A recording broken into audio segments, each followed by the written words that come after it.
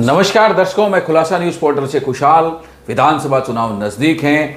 अलग अलग क्षेत्र से दावेदारों ने अपनी ताल ठोक दी है। हम लगातार बात कर रहे हैं उन दावेदारों से जो अपनी विधानसभा में दावेदारी जता रहे हैं।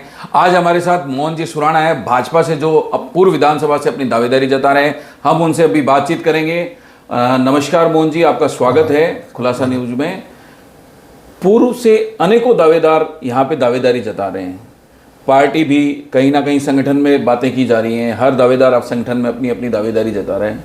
मोहन सुराणा को भाजपा टिकट क्यों दे, उसके बारे में आप क्या कहना चाहेंगे? पार्टी आपको टिकट क्यों दे भाजपा पूर्व से? नमस्कार खुशहाल जी, मैं सबसे पहले तो खुलासा का स्वागत अभिनंदन करना चाहूँगा कि आपने मुझे और सीट पे बुलाया। खुशहाल जी, मैं आपको बताना चाहूँगा, मैंने 1990 से वार्ड की कार्यकारिणी से मेरी राजनीति की शुरुआत की। मैं वार्ड अध्यक्ष रहा, मंडल का महामंत्री रहा, मंडल का अध्यक्ष रहा और 2001 में अटल बिहारी जी की सरकार थी केंद्र में, उसमें टेलीफोन एडवाइजरी कमेटी का मेंबर रहा। 2006 से 2011 तक मैं कृषि उपज मंडी का निर्वाचित उप चेयरमैन रहा। मैं 73 वोटों से विजयी हुआ। रेलवे बोर्ड का मेंबर रहा और 2014 से कंटिन्यू में चौथी बार शहर जिला महामंत्री हूँ। मैंने सड़क पे रहकर संघर्ष किया है, पानी के लिए, बिजली के लिए, सड़क के लिए, आम जन के लिए सड़कों पे बैठा हूँ। मैं कोई कमरे में बैठ के राजनीति नहीं करता हूँ। बहुत छोटा सा राजनीतिक जीवन शुरू किया और आज मुझे संगठन में चौथी बार महामंत्री का दायित्व है। हमारे प्रदेश संगठन ने, जिला संगठन ने दिया, तो मैं उसका आभार भी व्यक्त करता हूं। और पूरे विधानसभा मेरा गृह क्षेत्र है और जहां मैंने मेरा बचपन किया है, व्यतीत किया है, तो क्यों नहीं लोकतंत्र में और राजनीति में जब आते हैं तो टिकट मांगना सबका हक है। और उस रूप में मैं भी कंटिन्यू 2009 से टिकट मांग रहा हूं। बाकी पार्टी हमारे एक अच्छे उम्मीदवार को टिकट दे रही है, मैं उनका भी स्वागत करता हूं। और इस बार यदि पार्टी कोई परिवर्तन करती है तो मैं भी उन एक टिकट में से दावेदार हूं और पार्टी जिसको टिकट देगी उनके साथ रहेंगे। हमारा निशान कमल का फूल होगा और निश्चित रूप से हमारे माननीय सांसद अर्जुन राम जी मेघवाल निरंतर इस बीकानेर में नज़र रखते हैं, संगठन भी नज़र रखता है। और टिकट के लिए अब हमारी दावेदारी इसलिए मजबूत हो जाती है कि आज मेरी उम्र 55 साल की भी हो गई और उस रूप में कार्यकर्ता के रूप में काम किया है। और यदि पार्टी को लगता हो कि उचित प्रतिनिधित्व देना चाहिए तो पार्टी से ज़रूर मैं कहूँगा कि यदि आपको लगे कि ज़मीन का कार्यकर्ता को टिकट मिलनी चाहिए तो उसमें मैं भी शामिल हूँ। मोहन जी, ये तो बात हो गई कि पार्टी आपको टिकट क्यों दे। पार्टी आपको टिकट देती है, वर्तमान भी विधायक भाजपा से है और लगातार 3 सालों से हैं। अब पार्टी आपको टिकट देती है, आप चुनाव जीतते हैं और चुनाव जीत के विधानसभा पहुंचते हैं। तो आपकी नज़र में ऐसी क्या समस्याएं हैं जो आपको लगता है कि पूर्व की बहुत बड़ी समस्याएं जो विधानसभा में अभी तक वो बात पहुंच नहीं पाई है? ऐसी क्या समस्याएं?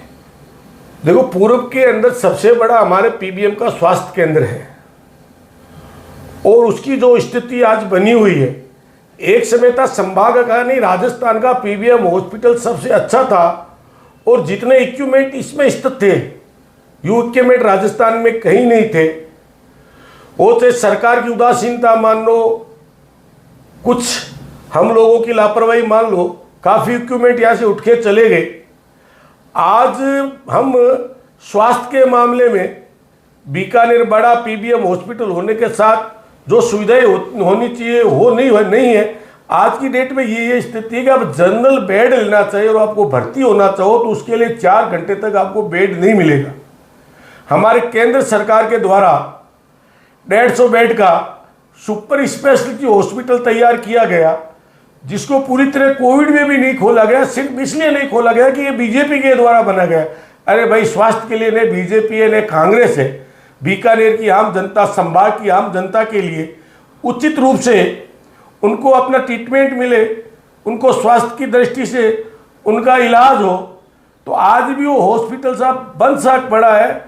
मात्र चालू किया है फॉर्मेलिटी के लिए, कहीं एक्सरा हो जाता होगा, ईसीजी हो जाती होगी, बाकी की भर्ती की सुविधा जो सुविधा होनी चाहिए वो नहीं है। पूर्व की सड़कों की हालात देख लो और आप पश्चिम की सड़कों की हालात देख लो। आज पूर्व के अंदर इतना बड़ा भेदभाव हो रहा है। हमारी माननीय विधायक सिद्धि कुमारी जी, जो आपने जिक्र किया 3 बार जीती है, मैं निश्चित रूप से कह सकता हूँ 3 बार जीती है, बहुत ईमानदार है, कहीं कमीशन नहीं है, और जितना उनका फंड आता है बराबर कार्यकर्ताओं में वितरण किया जाता है। और साहब 5 करोड़ का फंड साल का मिलता है, उस 5 करोड़ के फंड से इतनी बड़ी पूर्व विधानसभा है, और हमारे 2 ग्रामीण एरिया भी लगते हैं, एक उदयराम सर और एक रिडमल सर, जो पर्याप्त नहीं है। आप देखो कल्लो जी पूरे बीकानेर के नहीं पूरे राजस्थान के मंत्री है, और उनको सिर्फ पश्चिमी विधानसभा में कार्य दिखता है, पूर्व में नहीं। हम क्या पश्चिम में भी कराओ, पश्चिम भी हमारा क्षेत्र है, बाकी जो पूर्व के साथ भेदभाव हो रहा है, सड़कें हैं, सीवरेज है, लाइट है, मतलब मैं किन किन समस्याओं को गिनाऊं, समस्याओं से पूर्व जूझ रहा है। हमारी विधायक लगातार इसके लिए संघर्ष कर रही है। बाकी कांग्रेस की सरकार पूर्व विधानसभा क्षेत्र को अनदेखा कर रही है, जैसे कांग्रेस का पूर्व विधानसभा में वोट बैंक नहीं है। माननीय कन्हैयालाल जी ने चुनाव लड़ा, इस कोरोना काल में भी उन्होंने कभी आके कार्यकर्ताओं को नहीं संभाला, जिन्होंने वोट दिया। तो पूर्व की इतनी बड़ी समस्या, यदि लिस्ट बनाए तो सवेरे से शाम हो जाए। ये थे हमारे साथ मोहन जी सुराणा, जो पूर्व विधानसभा से अपनी ताल ठोक चुके हैं, जिन्होंने पूर्व की समस्याओं पे भी बात की, और सबसे बड़ी बात की उन्होंने कि पार्टी उन्हें टिकट क्यों दे, और अगर वो चुनाव जीतते हैं तो जनता के क्या मुद्दे हैं। जैसे स्वास्थ्य पे बहुत बड़ी बात की इन्होंने, पीबीएम बहुत बड़ा अस्पताल है बीकानेर की, जहाँ चिकित्सा सुविधाएं मिलनी चाहिए वो बिल्कुल कहीं ना कहीं मिल नहीं पा रही हैं। तो वो विधानसभा अगर पहुंचते हैं तो ये बड़ी समस्या है जिनका मुद्दा वो उठाएंगे। उसके साथ ही पानी बिजली के मुद्दों पे और सड़क के मुद्दों पे उन्होंने बात की। धन्यवाद।